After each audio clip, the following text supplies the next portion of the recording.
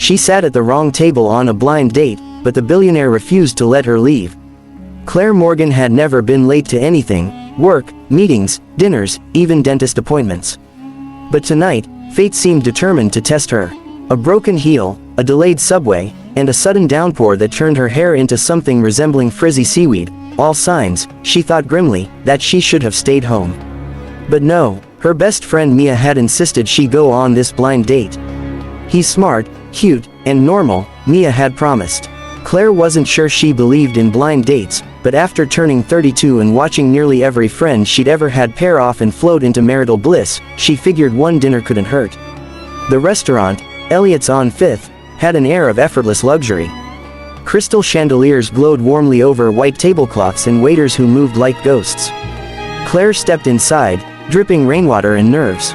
"Table for a blind date," she muttered to the hostess before realizing how ridiculous that sounded.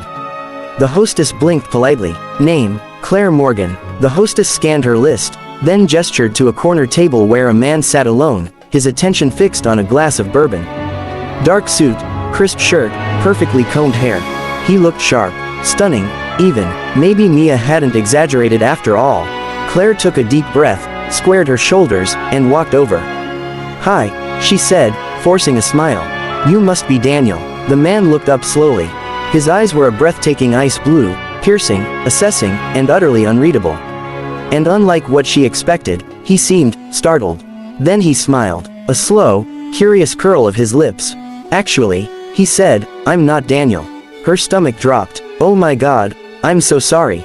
The hostess must have let me just. She spun to leave, mortified, but his voice stopped her. "Wait." Something in his tone, smooth, commanding, made her turn back. "You don't have to rush off," he said. "Sit with me." Claire blinked. "But I'm meeting someone." He gestured to the empty chair opposite him. "You thought I was him. So stay, at least until he arrives. I don't want to interrupt your evening." "You're not." His voice was calm, confident, and very, very sure of itself. Against her better judgment, she sat. "I'm Claire," she said softly. Alexander Reed. The name tugged at her memory. It sounded familiar, almost too familiar, but she couldn't place it. "Rough night?" he asked, his eyes flicking to her damp hair. "You could say that. Tell me." She didn't know why she did. Maybe it was the strange comfort in his gaze, but she found herself recounting her disastrous trek across the city. When she finished, Alexander leaned back, studying her with an amused tilt of his mouth.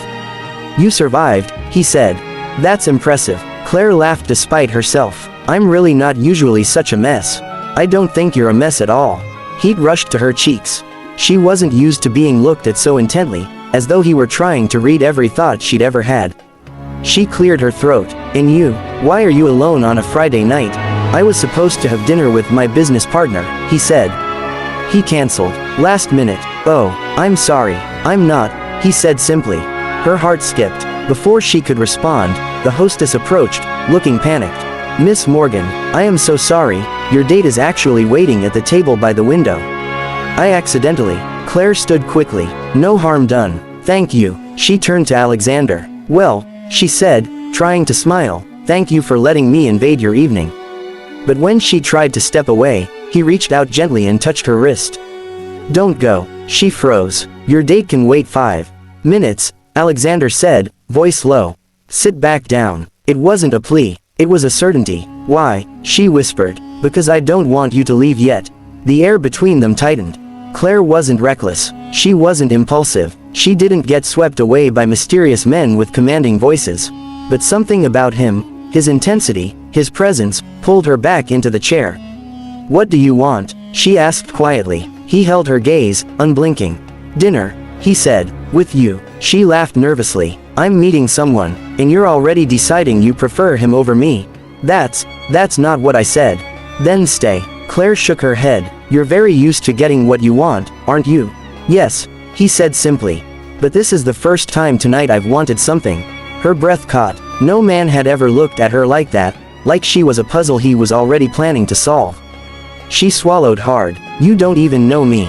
"Then tell me something." "Like what?" "Anything." She hesitated, then said the first thing that came to mind. "I don't like men who think they can take control of everything." He smirked. "Good. I prefer women who challenge me." She should have stood up and walked away. But she didn't. Your turn, she said. Tell me something about you. I'm a businessman. She raised an eyebrow. That's vague. He shrugged. I own some companies. And you're not going to elaborate? Not yet. Why? Because I don't want who I am, he said, to matter more than this conversation. Strange answer. And yet, sincere. Before she could respond, a voice called from across the room. Claire, her actual blind date, a tall, friendly-looking man, was waving from the other table. Alexander's jaw tightened. You should go, he said, but there was a note of reluctance beneath his words. Thank you, she said softly.